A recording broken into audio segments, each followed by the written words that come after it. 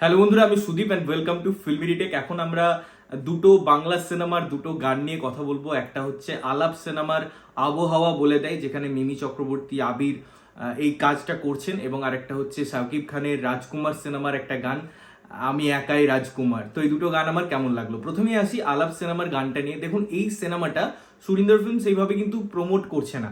মানে কিছুদিন আগে তার পোস্টার ড্রপ করা হয়েছে, সেই অর্থে মানুষের কাছে পৌঁছায়নি। এপ্রিল মাসে 26 তারিখে সিনেমাটা রিলিজ আছে, বড় বড় নাম আছে, এবং সিনেমাটা যেহেতু একটা রমকম জনারের বা একটা ফ্ল্যাট শেয়ারিং ব্যাপার থাকবে, তার মধ্যে যে খুঁটিনাটি বিষয়, একটা দাম্পত্য জীবন বা একটা হয়তো লিভ ইন, এই জিনিসগুলোকে প্রস্ফুটিত করা হয়েছে। এখানে এই গানটা খুব সুন্দরভাবে সাবজেক্টটাকে ইনহ্যান্স করছে, এবং সোমলতার গলার মধ্যে একটা আলাদা অভিনবত্ব আছে, একটা আলাদা ক্রিস্পিনেস আছে, একটা আলাদা আমেজ আছে, এবং তার ফলে এই গানটার পুরো ডিজাইনিংয়ে আপনি যখন দেখবেন, ওই যে একটা রোমান্টিক বা একটা নীরবতা, একটা স্নিগ্ধতা, এই পুরো অ্যাটমসফিয়ারটা খুব সুন্দরভাবে রিপ্রেজেন্ট হয়।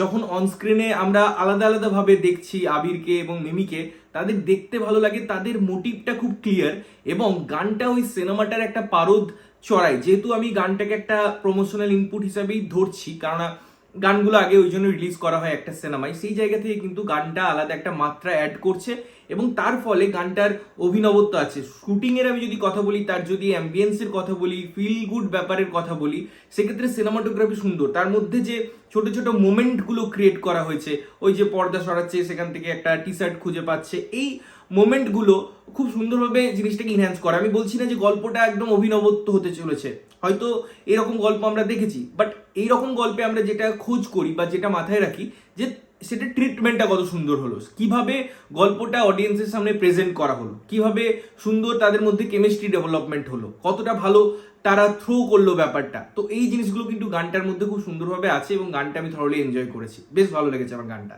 এবারে যদি আমাকে রাজকুমার সিনেমার গান নিয়ে কথা বলতে হয়, এর আগের দুটো গান নিয়ে আমি কথা বলেছি, তার ভালো লাগা খারাপ লাগা সব দিক বিচার বিবেচনা করে কথাবার্তা বলেছি।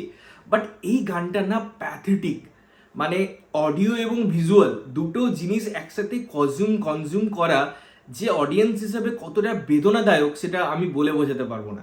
গানটার প্রথমত আমি যদি লিরিক্সে যাই, এ ভালোবাসে ওটা, ছুঁচ ভালোবাসে ফোটাতে, মোয়া ভালোবাসে বাচ্চারা, মানে এতটাই ক্লিশে তার ওয়ার্ডিংস, তার লিরিক, যেটা কানের মধ্যে যেন মনে হয় বেদনা দিচ্ছে, এবং তার সেকেন্ড স্ট্যান্জা, থার্ড স্ট্যান্জা যত এগোতে থাকে, সেটা যেন টর্চার এক ধাপ করে বৃদ্ধি পায়।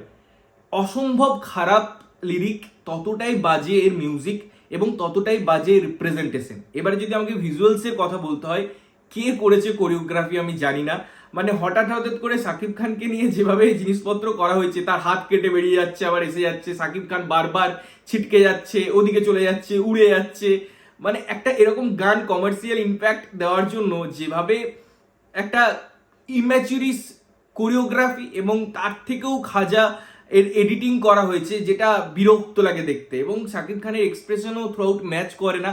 বারবার আমি লিপ সিঙ্কের কথা বলি, যে যদি তুমি লিপ সিঙ্ক করছো গানটায়, যদি না করো ইটস ওকে, বাট যদি করো সেটা যেন প্রপার ব্যানারে হয়। একটা জায়গাতেও লিপ সিঙ্ক হয় না, ওই সিনগুলো যখন ক্লোজে আমরা দেখি, সেগুলো ইরিটেশন লাগায়। ওভারঅল যে অ্যাম্বিয়েন্সটা না, সেটাই প্যাথেটিক, এত কালারফুল, এত জিনিসপত্র হচ্ছে যেটা আমাদের চোখে লাগে, একটা আই শুটিং ব্যাপার থাকে। আমি বলছি যে তুমি কালার কন্ট্রাস্ট এইসব নিয়ে খেলো, সেটা একটা লার্জার দেন লাইফ একটা জিনিস ক্রিয়েট করতে হেল্প করে, বাট যদি কোনো কিছু বেশি হয়ে যায় না, তখন সেই জিনিসটাই তিক্ততা তৈরি করে দেয়, এবং এই গানটার ক্ষেত্রেও সেটাই হয়েছে।